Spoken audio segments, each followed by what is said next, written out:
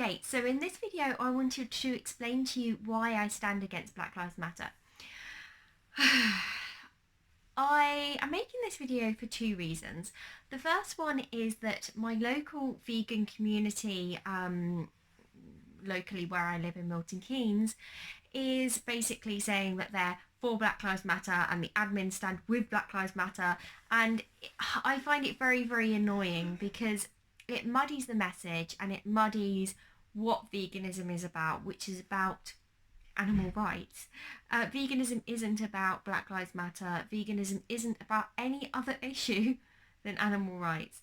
And so it just annoys me when people do this and they mix in other issues into veganism that don't need to be there and shouldn't be there.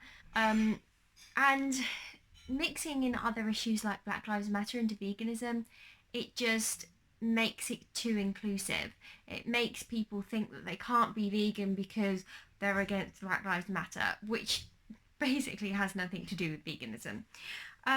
The second reason I'm making this video is because of the George Floyd case, which has been a recent thing in the UK recently, and I wanted to give my insight into that and racism within the police force, and also other issues surrounding Black Lives Matter. So the first thing I wanted to talk to you about was the George Floyd case. I don't believe this was particularly racially motivated in any way. Firstly, when we look at police brutality towards blacks and police brutality towards whites, once you've factored in socioeconomic background and previous convictions and all other factors, police brutality towards whites and police brutality towards blacks, there's no significant difference between the two. So racial discrimination against blacks on the basis of their based on their skin colour doesn't really exist. The second thing that I wanted to go over was the use of knee-to-neck restraints. Now, I completely disagree with the way that the knee-to-neck restraint was done on George Floyd. He was pulled out of the car, he was tackled to the ground, then the police officer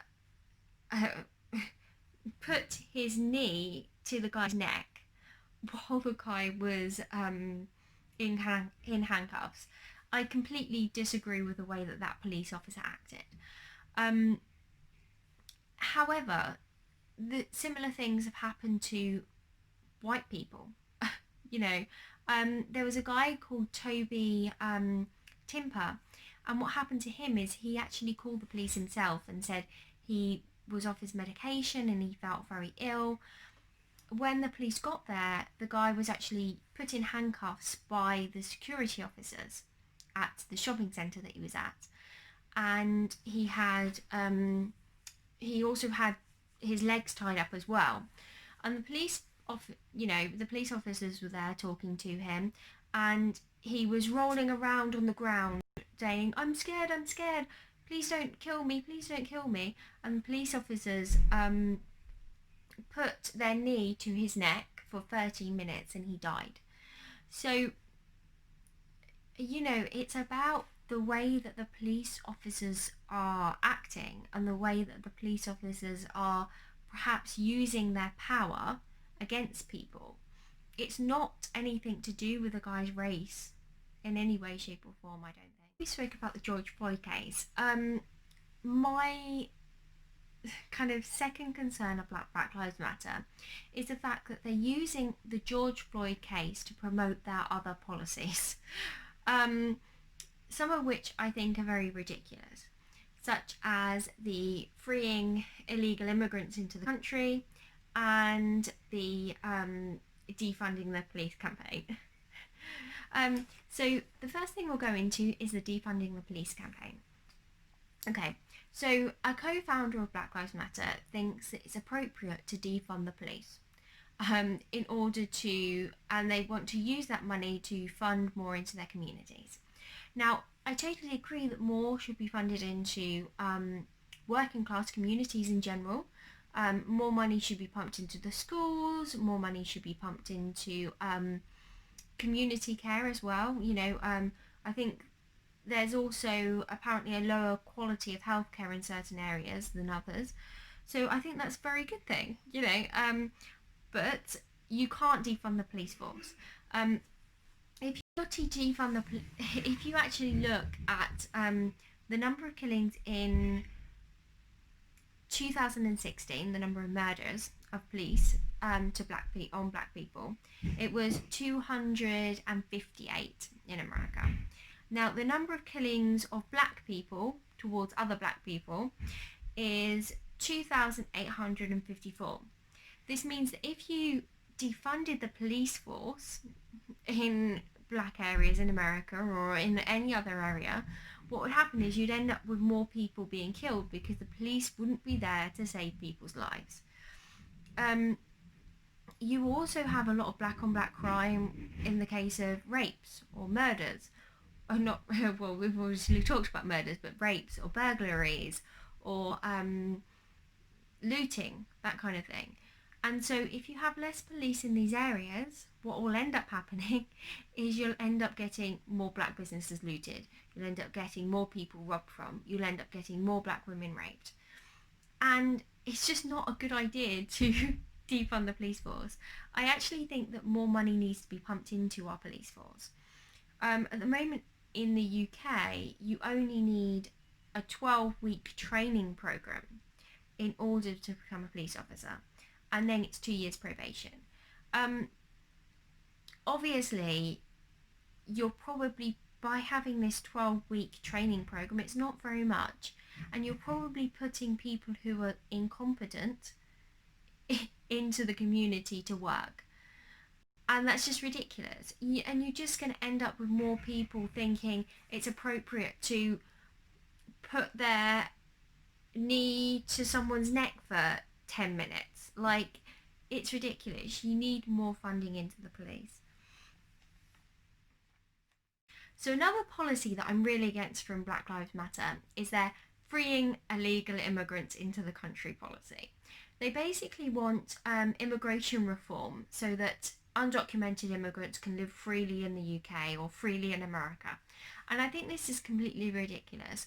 You can't have people coming to the country from other countries who aren't able to speak the language, who don't have the skills that we need, who don't have jobs.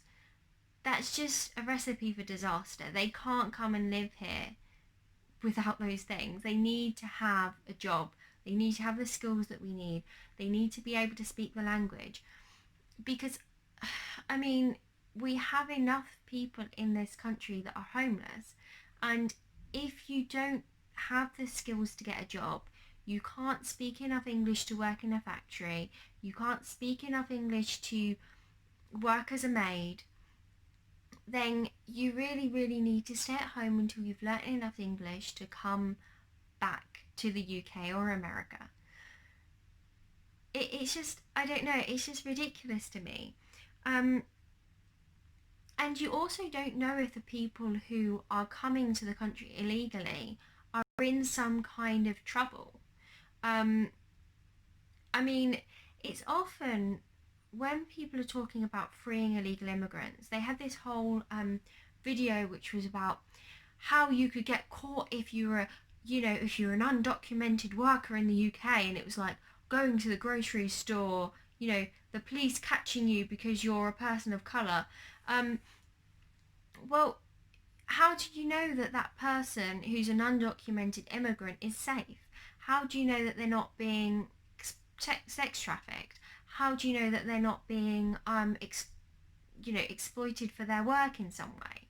You have no idea of what's going on with that undocumented immigrant. So you need to make sure that you're accounting for everyone that comes into the country, and that everyone that comes into the country is able to have a job and is able to speak the language enough and is actually safe and is going to a safe place and is not being in some way exploited for their work. The other issue that I do have is, even if you are to accept, doctors from Nigeria, let's say, into the country, well, that's good because they do have the skills that we need, and we do need more doctors. But the issue is what happens to Nigeria, because you're making that place worse. You're taking the doctors from there and you're getting them to live here. Now, Nigeria only has one doctor per 2,000 citizens, and that's too little. That means that people aren't getting the right medical care and the right medical services that they need because there's too few doctors in that country. The, Really, we need to focus on training our own people to become doctors and nurses, and get into really, really high-end professional careers ourselves. We shouldn't be immigrating people from abroad to do that. So the second thing I wanted to go over is the actual violence that's happened in the protests. Now, I think that this is a very important factor to go over because I think there's a better way of doing things, you know. Um, so I obviously, people have actually died in these protests. Most of the people that have died in these protests have actually been people looting shops. So, they've been looting a shop and then the business owners killed them, or they've been, they've been the business owner in the shop and they've been stabbed by someone looting the shop. And I also kind of think that, there was a black woman who owned a business in Brooklyn, and she was saying that basically the Black Lives Matter supporters were using the Black Lives Matter march and protest in order to loot shops. And she was like, well, if you want money, you should go and get a job. You shouldn't be looting my shop. And it's true. You shouldn't be using this whole Black Lives Matter as a front to commit crimes. You shouldn't be doing it. And I also think that there's a much better way of actually doing better for your own people than going on a protest or looting a shop. What Black Lives Matter should be doing is they should be working with police in order to maybe doing talks with, if they really feel that police brutality against blacks is an issue, they should be doing talks to police officers about police brutality against blacks. They should be maybe becoming a police officer themselves and and adding diversity to the police force, and being able to influence policing policies. They should be becoming an MP and being able to influence national policies and help their own people. Anyway, thank you for watching, guys. Please subscribe and like this video and comment down below if you like it.